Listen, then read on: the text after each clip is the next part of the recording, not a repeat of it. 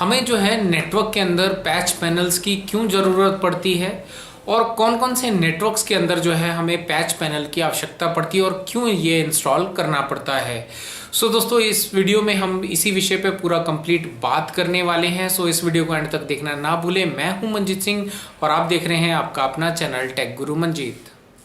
सो दोस्तों, जब से मैंने चैनल स्टार्ट किया है, बहुत सारे जो है वीडियोस के कमेंट्स में मुझे ये चीज़ देखने को मिली है और कुछ ईमेल्स भी आते रहते हैं मेरे पास कि पैच पैनल जो है वो क्यों इम्पॉर्टेंट है, पैच पैनल है एक्चुअली क्या में और उसका क्या रोल है नेटवर्क के अंदर। सो दोस्तों, आज जो है इस वीडियो में हम इसी पे पूरा डिटेल में बात करने वाले हैं। सो सबसे पहले तो बात कर लेते हैं कि पैच पैनल कहाँ पर यूज होता है। सो दोस्तों, पैच पैनल पहले तो चलो उससे पहले मैं आपको बताता हूँ कि पैच पैनल है क्या। सो दोस्तों, as you can see on the screen, patch panel जो है फ्रंट साइड से इस तरह से दिखता है और बैक साइड से जो है इस तरह से दिखता है। सो बैक साइड की अगर मैं बात करूँ तो बैक साइड पे जो है हमारी कैट 6 केबल्स हम जो है उसके अंदर पंच करते हैं कोन के अंदर, और फ्रंट साइड पे जो है हम जो उसका पोर्ट है उसके अंदर पूरी नीचे नंबरिंग होती है और हम जो है पैच कॉर्ड्स का इस्तेमाल करके हमारे स्विच को जो है वहाँ से डेटा कनेक्टिविटी करने के लिए उसमें इस्तेमाल करते हैं। सो बेसिकली पैच पैनल जो है हमारी फील्ड साइड की केबल और हमारे नेटवर्क स्विच के बीच का जो कम्युनिकेशन करने में जो एक कनेक्टर बनाने की अगर बात करें तो वैसे अगर हम डायरेक्टली कोई भी केबल लगाते हैं तो वहाँ हमें कनेक्टर लगाना पड़ता है।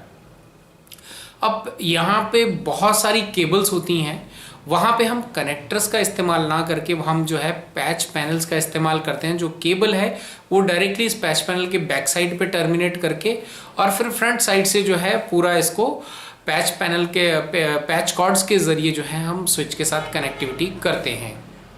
अब सब बात कर लेते हैं कि पैच पैनल्स हर नेटवर्क में लगाना ज़रूरी है कि नहीं है।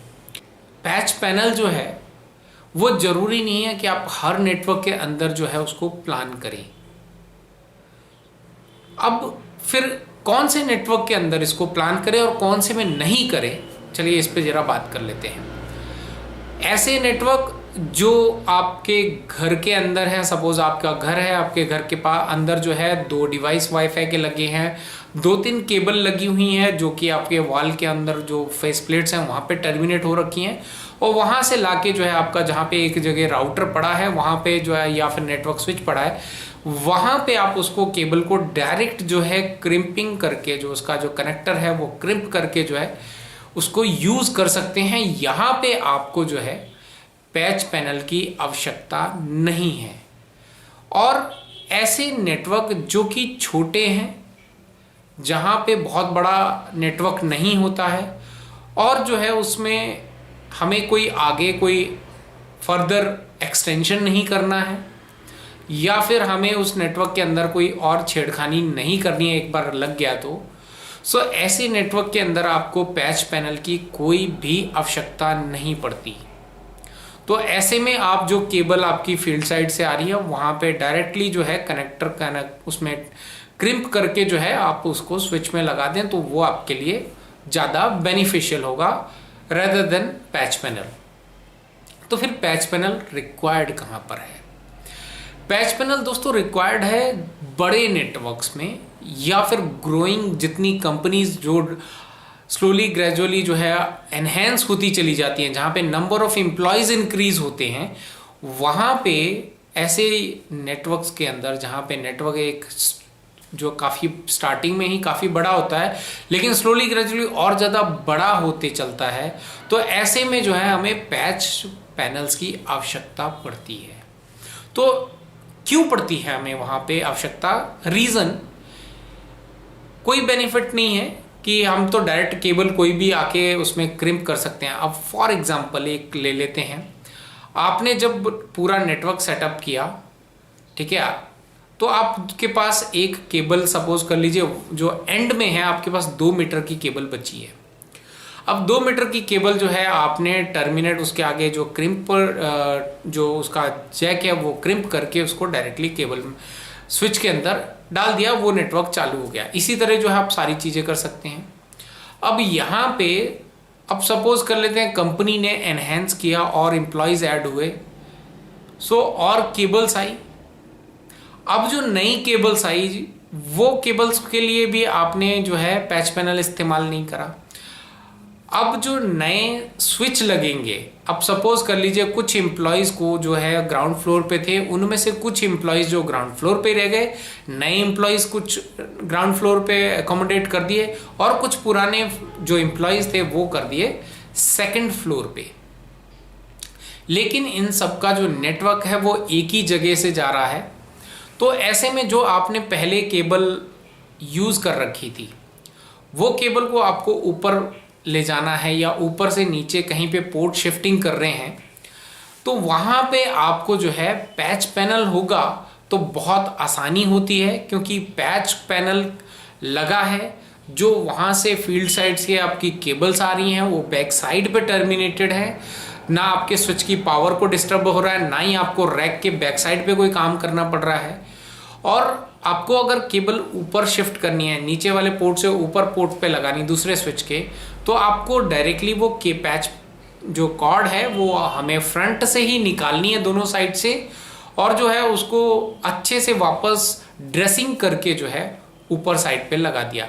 सो दोस्तों, बड़े नेटवर्क्स जो होते हैं जहाँ पे स्लोली ग्रेजुअली बहुत सारे ट्रबल शूटिंग करनी आसान होती है जब पैच पैनल्स लगते हैं, और अगर एनहेंस होता है या कुछ भी और पोर्ट ऊपर से नीचे शिफ्टिंग करने हैं, स्विच में लगाने हैं ऊपर नीचे, तो ऐसे में जो है हमें पैच कॉर्ड्स का इस्तेमाल करके जो है और फर्दर एक्सटेंशन छोटा बड़ा ऊपर नीचे जो है वो आसानी से कर सकते हैं। और सबसे बड़ा एडवांटेज इसका ये है कि आपका जो नेटवर्क रैक है वो हमेशा बहुत ही आपका ड्रेस्ड लगता है, बहुत ही नीट एंड क्लीन जो है आपकी फ्रंट साइड पे पूरे पैनल दिखाई देता है। सो दोस्तों, यहाँ पे छोटे नेटवर्क्स में तो आप अगर कॉस्ट बचा सकते हैं तो डेफिनेटली बचा लीजिए। वहाँ पे पैच पैनल प्लान करने का कोई मतलब नहीं है, जस्ट वेस्ट ऑफ मनी है, राइट। वहाँ पे आप डायरेक्टली जो क्रिप करके जो लगा सकते हैं। लेकिन बड़े नेटवर्क्स के अंदर कॉस्ट सेविंग करने की गलती कभी मत करना, क्योंकि अगर आप उस कंपनी के साथ में कंटिन्यू बने हुए हैं तो आपको ही फ्यूचर में जब उसकी पोर्ट स्वाइपिंग वगैरह इधर से उधर करनी पड़ेगी, और कंपनी जैसे जैसे ग्रो करेगी वैसे वैसे आपका नेटवर्क ग्रो करेगा, तो ऐसे में ट्रबल शूटिंग्स और नेटवर्क का जो ड्रेसिंग हो रखा है उसको मेंटेन करके रखने के लिए आपको जो पूरा नेटवर्क आपका रैक है वो पूरा नीट एंड क्लीन बना के रखने के लिए आपको जो है पैच पैनल्स इंस्टॉल करने बहुत ही इम्पॉर्टेंट है, बहुत ही इनका महत्व है। क्योंकि अगर आपको पोर्ट चेंज करना है तो आपको कुछ नहीं करना है, सीधा वो पैच कॉर्ड निकालनी है और दूसरी जगह लगा लेनी है। अब सपोज कर लीजिए एक पैच कॉर्ड जो है आपके पोर्ट में बार बार लग रही है, निकाल रहे हो, तो ऐसे में कई बार उनके जो कनेक्टर का जो लॉक सिस्टम होता है वो भी टूट जाता है। तो ऐसे में अगर हम डायरेक्टली क्रिम्प करेंगे बड़े नेटवर्क्स में, तो वहाँ पे अगर वो कनेक्टर जो लॉक सिस्टम है अगर वो टूट जाता है तो ऐसे में हमें दोबारा वो केबल जो है और काट छीलनी पड़ती है, उसमें वापस से जो है पूरा उसको प्रॉपर केबलिंग करके वापस से क्रिम्प करेंगे। सो दोस्तों, यहाँ पर भी जो है प्रॉब्लम आती है, क्योंकि वो केबल धीरे धीरे छोटी होती चली जाएगी। लेकिन यहीं पे अगर हम पैच पैनल्स का इस्तेमाल करके पैच कॉर्ड्स के जरिए ये करते हैं तो हमारी अगर कोई केबल छोटी भी पड़ रही है तो हमें फ्रंट साइड से वो छोटी केबल निकालनी है पैच कॉर्ड, और उसकी जगह पे दूसरी बड़ी केबल जो है लगा के उसको हमारी प्रॉब्लम्स जो है उसको सॉर्ट आउट करना है। अगर लॉक भी टूट जाते हैं उसके, इसमें हम जो दूसरी केबल आसानी से चेंज करके और बिना किसी डिस्टर्बेंस के जो है पर्टिकुलर वो पूरी हमारे इश्यूज हैं उनको रिजॉल्व किया जा सकता है। सो दोस्तों, आई होप कि आपको ये पैच पैनल्स का इम्पोर्टेंस क्या है और कहाँ पे ये लगा सकते हैं ये आपको समझ में आ गया होगा।